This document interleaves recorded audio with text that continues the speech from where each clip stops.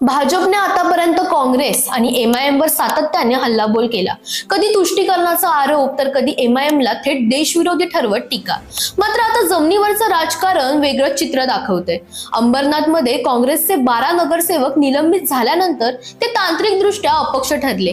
या संधीचा फायदा घेत भाजपने मिशन लोटस सुरू केल्याची चर्चा रंगली. पण त्याचवेळी एकनाथ शिंदेच्या शिवसेनेनेही या नगरसेवकांना आपल्या गळाला लावण्यासाठी हालचाली सुरू केल्या. दुसरीकडे काही प्रभागांमध्ये भाजप आणि एमआयएमच्या भूमिकेमुळे अप्रत्यक्ष जवळीक निर्माण होत असल्याचं चित्र दिसतंय.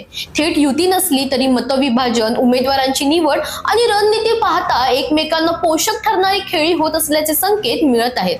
मग ही जवळीक का वाढते? पहिलं कारण सत्तागणित. महानगरपालिका निवडणुकीत 1-2 नगरसेवकांचाही फरक सत्ता स्थापनेत गणित बदलू शकतो. दुसरं कारण तांत्रिक पळवाटा. निलंबित नगरसेवक अपक्ष ठरल्यामुळे त्यांच्यावर व्हीप लागू होऊ शकत नाही. यामुळे पक्ष बदल, गटफोड आणि सौदेबाजीला वाव मिळते. आणि तिसरं कारण स्थानिक स्वार्थ.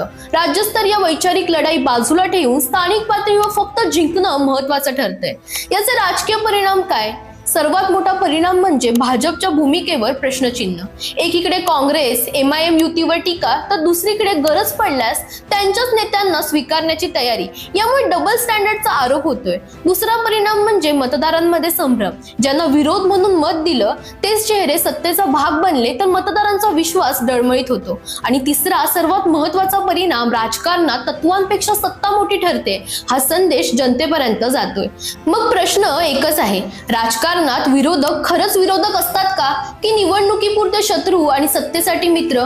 भाजपची ही रणनीती योग्य वाटते का? सत्ता मिळवण्यासाठी तत्वांची तडजोड मान्य आहे का? तुमचं मत कमेंटमध्ये सांगा. व्हिडिओ शेअर करा आणि पेजला फॉलो करायला विसरू नका.